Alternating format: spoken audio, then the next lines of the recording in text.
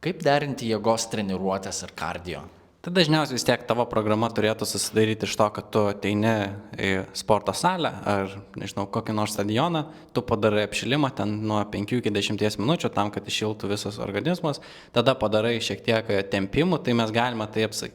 skaityti kaip apšilimą, bet tai šiek tiek ir prilyginti kardio, nes vis tiek tu iškelsi savo pulsą, gerai tu padarai va tokį apšilimą, tada eini sportuoti sporto salę ir tada jeigu turi tos dar energijos, tai gali po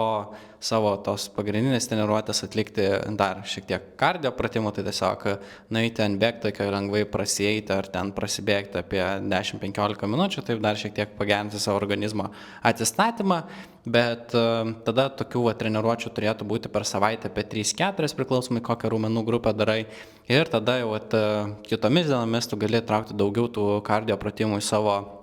rutiną, tai kas priskirkime kardio tiek, ar tai būtų kažkoks plaukimas ilgesnį laiką, važiavimas dviračiu, vaikščiojimas, lengvas bėgiojimas, tai aš sakyčiau, kad nevarginti savo organizmo, tai tokias veiklas ir įtraukiam ir tikriausiai daugiau to bėgimo, bet žiūrėti, kad šiek tiek užkiltų tas pulsas, nes vėlgi, jeigu vaikščiasi ir tavo pulsas bus ten apie 70-80, tai tų kalorijų mažiau degins, negu kai tavo pulsas būtų 130. Ir būtent taip ir kombinuoti, nes